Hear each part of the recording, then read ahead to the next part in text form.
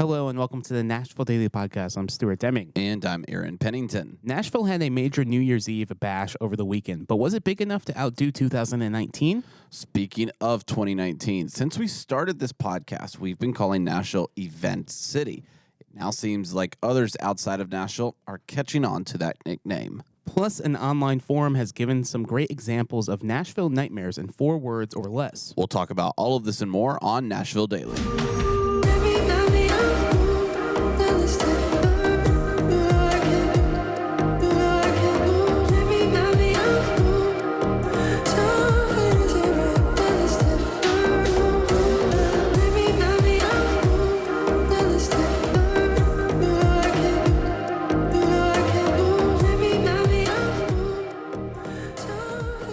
Today's episode of the Nashville Daily is brought to you by your new house, and you can get that by calling Brad Reynolds or texting Brad over at thinkbrad.com, or you can dial this number 615-856-3270.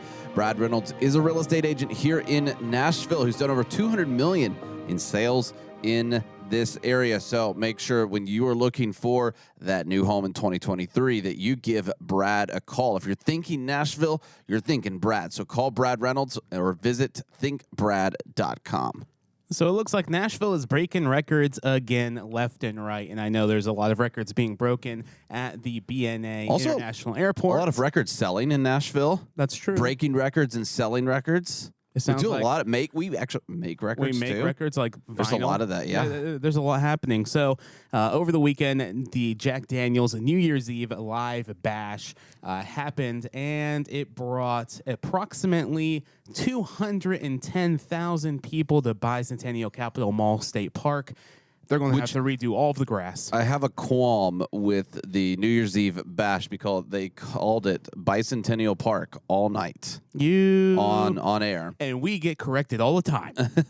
And so I think they must have reached some agreement saying it's too long and we have to shorten it. And they're like, yeah, that's fine. Yeah, but the state's like, yeah, it's really Bicentennial Capitol Mall State Park. Let's get it right, folks. Yeah, I would appreciate if they got that right. Did you actually watch it? I watched a little bit of it, yeah. I was in bed by 9:15. That's how I celebrated New Year's, folks, and I woke up at like 5, so it worked out. Did you do a New Year's Eve or New Year's Day hike? Oh, yes. Where'd you go? I went to Radnor Lake, and I'll talk about that here after I talk about where I eat in the local here in a second.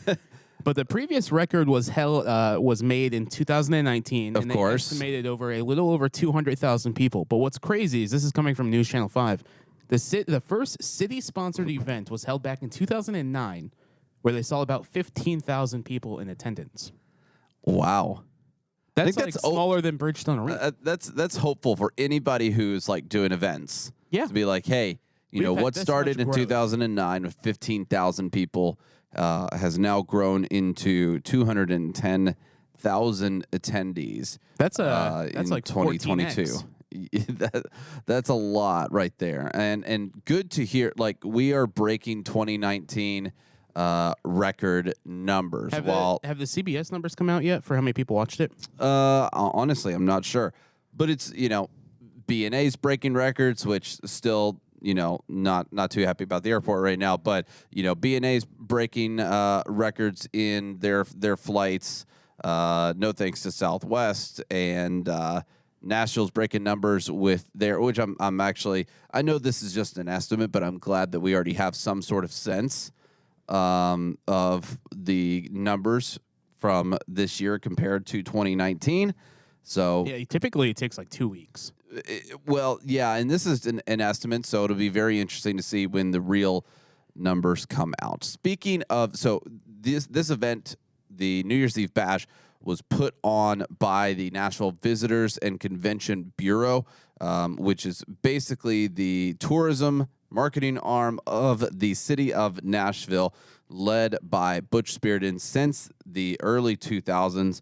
And Butch Spearden, as well as Nashville, according to Tribune.com, this is the Tennessee Tribune, was recognized in an events expo from eventx.co, and Butch and Nashville were recognized as influential event people in cities of 2022. According to the article, Nashville was recognized as a top event city, with Butch Spiriton, CEO of the Nashville Convention and Visitors Corporation, being named to the global top 100 most influential people in the events industry in 2022. If anybody's been paying attention, you know why. But the article really talks about all of this stuff. Nashville hosts successful major events, including CMA Fest, Let Freedom Sing, the 4th of July, July 4th in Music City, Jack Daniel's New Year's Eve Live, as well as the NFL Draft 2019, Music City Grand Prix, the upcoming NHL Draft and Awards in 2023 this year. That'll be very exciting. And an upcoming Super Bowl in 2030. Cross your fingers for that one. Yeah. And this is pretty cool. A little like thing about Butch that they talk about in here, which is really cool. He's been with this Visitors Corporation for 32 years. Wow. So listen to all what Butch has brought to Nashville. He had a helping hand. Brand Nashville's Music City, was instrumental in recruiting the city's professional sports team and construction of Bridgestone Arena, Nissan Stadium, Geodis Park, First Horizon Park. He was the city's point person in recruiting and hosting the 2019 NFL Draft, the most successful draft in NFL history, and the most successful one-day event in Nashville's history. That's awesome. So I found the numbers from the estimates of how many people were viewing around the country and potentially even the world. Very they cool. don't really have the world number, but around the country. Oh, so, man.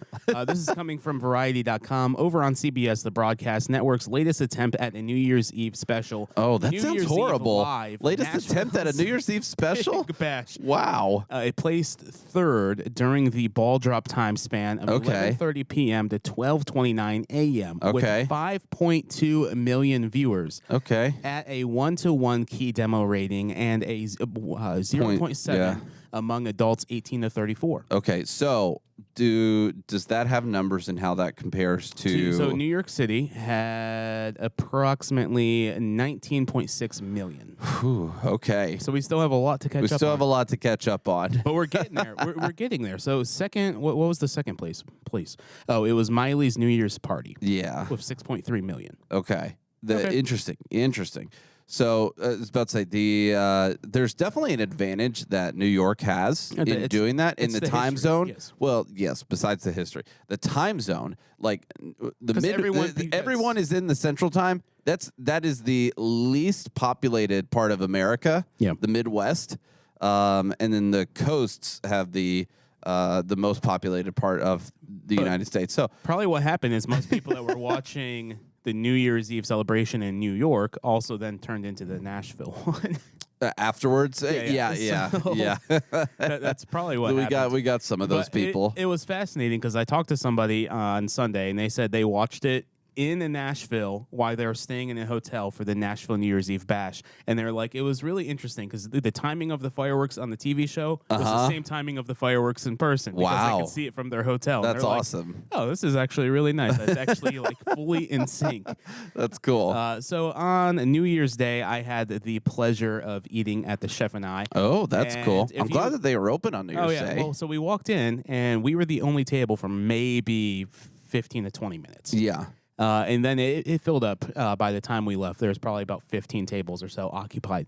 But I couldn't imagine the line at the pancake pantry for New Year's Day. It was probably crazy. Yeah. So I had the duck and waffles, which is one of my favorite meals in town. It's my favorite portion of duck, and I've had duck in a lot of places around the world. So what they do is they pan sear the duck.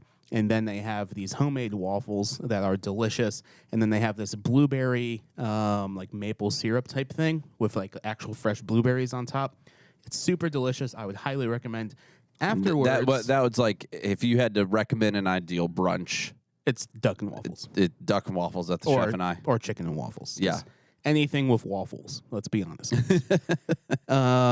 Afterwards, we went to Radnor Lake State Park. Nice. And it was insanely busy, the busiest I've ever seen the park. That's saying something because how did you get a parking spot? Patiently waiting. Oh, did it take a while? 30 minutes. Whoa. Yeah. And I went to the Granny White entrance. It's Yeah. hands down Yeah, the yeah. busiest I've ever seen the park. And I've been to the park over probably close to 2,000 times. Yeah. That's whew. And which was great because on New Year's Day it was like 60 degrees. And Sure. everyone was out and they're enjoying the park. And the more people, the more grants the parks get. So like I it's beneficial. Yeah, yeah. Oh, yeah. But there was literally a state park ranger. He was just doing parking attendance. That's all he was doing. And so Good for him for doing that because they need it. well, what was interesting is as soon as we got there, Strong Tower Church, the church that's right next to that gas station. Let out. No, they're still in church. Oh. So no one could park there until afterwards. But then there was groups of like 15 to 20 people, and I saw like 6 or 7 of those 15 to 20 people groups. So I guess it's a very popular thing to hike on New Year's. I think next year I'm going to go to a different state park. Yeah, yeah. Go a little bit further out. That's a little bit more excluded. Yeah, yeah. Well, cool. That's a great. I spent my New Year's Day driving back and awaiting a Southwest line. That story was on yesterday's podcast. If you want to go hear the horror story of my Southwest adventure, but one thing that I was very, very sad because in my luggage that was supposed to go with me to Kansas City, but ended up staying in Nashville the entire time, I had a bag of Blessed Day coffee that I was very excited to share with everybody. That's the best. Like bringing Blessed coffee to like a holiday event or family gathering. I was so excited. I literally last week or like the week of Christmas, I brought a whole bag and decaf bag, and then I left it somewhere, and I'm like, oh crap, my decaf coffee is gone. Yeah. So it's literally it's back with me now. It's sitting right there in the studio. And I was very sad that I did not get to share the Blessed Day coffee with everybody in the Midwest, but that's okay. It was waiting for me in my suitcase when I opened it. It smelled amazing. Everything smelled like coffee. It was so good. So that was nice to smell. It stayed fresh and it's still very, very good coffee. But it's the reason I was looking forward to it so much is Stuart, you and I wake up with Blessed Day coffee. This roast right here, no, it's in front of your. I was getting confused. It's in front of your computer right there. The Tennessee Sunrise Blend, which we have here on the screen if you are watching. This is the best morning blend to wake up to, especially if you're a blonde roast fan. This is a special kind of concoction that Blessed Day and Explore Nash has combined together to bring you. This is the Tennessee Sunrise Blonde Roast. You can get this over at blesseddaycoffee.com. And then also, if you who doesn't want to receive a nice discount on their coffee, you can take 20% off of that using the discount code XPLR20 at checkout. This is all at blesseddaycoffee.com.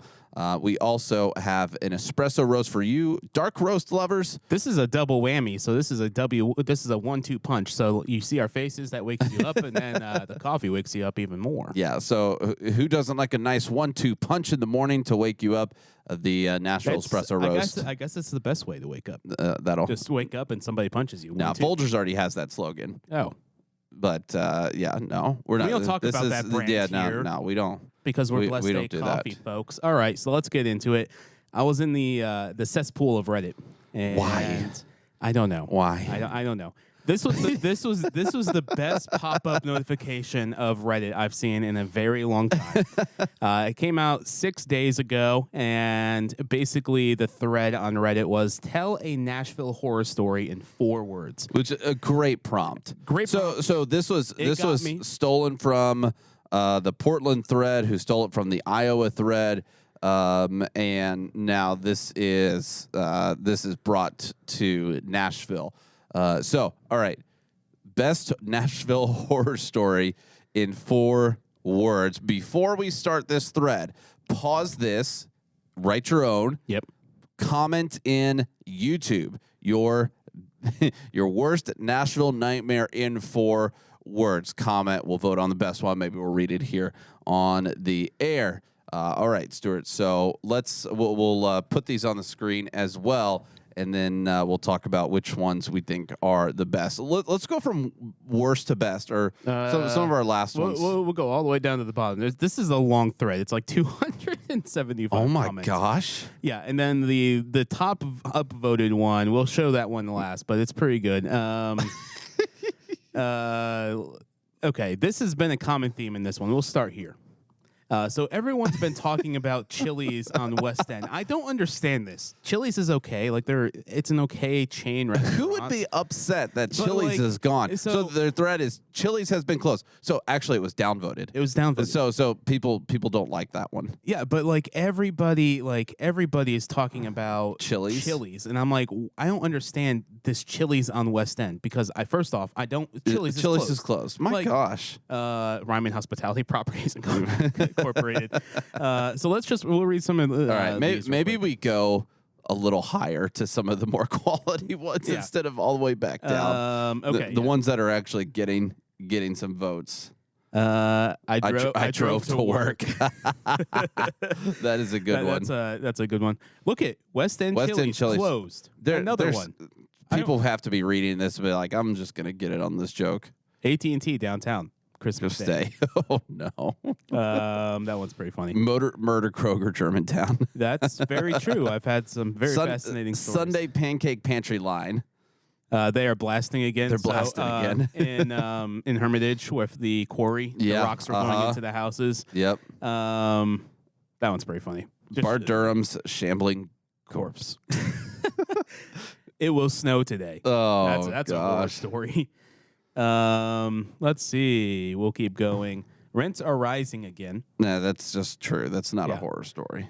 Some people is. West End Chili's. Like I don't understand this. Somebody comment below. What is the big deal with West End Chili's? Yeah. What the heck? Have you ever eaten at a Chili's in Nashville, Aaron? Yeah, unfortunately, yeah. No, I have never had Chili's in Nashville. I've been to the West End Chili's. It was an invite. It was not my choice. And then same thing with the Chili's on Old Hickory Boulevard off the Brentwood exit. Yeah. Again, not my choice, but so these three kind of lined up. Potholes on the interstate. Didn't see the pothole. Old Hickory Boulevard exit. But see, these aren't horror stories. They're just true. They're just true. So we got to. All right, let's go back up to some of the good quality ones because these are just this true. One was a horror story for a lot of people. NFL draft destroys all trees. Yep. So all the cherry blossoms and everything. All right, let's go. Let's go way up. All right. Okay, that's a horror story. Pothole cracked my guitar. It is, but these are true. We need to go up. We need to get more creative. Go to the very top. Just go to the very top. So show the best one. Yeah. Okay. We're getting there, folks. I was about to say we are way far away from the top. There we go. All right, so this is the best one. It's been upvoted 270 times. So Pedal Taverns on 440, and then I love the comments. I imagine these as like if you called your friend or you called your significant other and you said these 4 words, their reaction has to go like that's a good horror story in 4 words. So they are called rolling blackouts. So in theme with the power outages. Woo. Has this actually happened in dreams? Yeah. I that would be funny if it was. Pedal Tavern, Bachelorette, Master. All right, these are all just comments on this one. Phil Williams is outside. That one's pretty funny. He's like the modern day. Who's the guy who'd be like, "Why don't you have a seat over here?" Who's that guy? I don't know. I can't remember. He reminds me of like the scene in Beetlejuice. So another horror story. Downtown New Year's Eve. That's very again. That one's very true. All right, so we'll keep going down. Oh, here we go. Winter. Go to winter storm warning tonight. That could be a horror story. This one is the truest horror story of them all, and it's this one right here. Hot chicken, no toilet. Oh, that sounds awful. That would. If you called me and said that, I would go. And this is another horror story because this has been happening a lot in Nashville. Got shot in traffic. Oh. Somebody commented that's happening so often it's losing its effect. Yeah. It's true. Reddit is a cesspool. It's true. Let me see if there's anyone else. Waffle House is closed. It's CMA Fest weekend. Oh no, hold on. Scroll up. Working for Ramsey Solutions. That's interesting. This one, woo, woo, woo, woo. You just know. The president is President's coming. Oh gosh, yes. That's a nightmare. Anybody who's been here in Nashville knows why. 100%. But this one's the worst one. Live Nation acquires Ryman. That one should be upvoted to the very, very top. Yeah. Oh my gosh.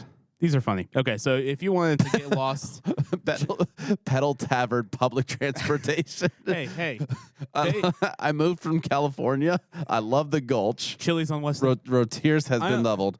Chili's on West End. It must be like what? Okay, let us know what is up with this Chili's. You probably would go to this Chili's and then couldn't find a toilet, like that hot chicken story. Yeah. All right, so if you want to read through this cesspool of Reddit, it's in our show notes. Visit NashvilleDailyPodcast.com. It's also in our show notes on our YouTube channel. Comment below your 4 words of a Nashville horror story. Yes, let us gasp. Yes, if we read it, we want to go. And we would never wish that upon our worst enemies because it is a horror story in Nashville. Yesterday we asked where you're from. The furthest comment we have so far is from Miami right now. Ooh, so we'll see who's going to win that. Who's going to win beyond Miami? See you tomorrow.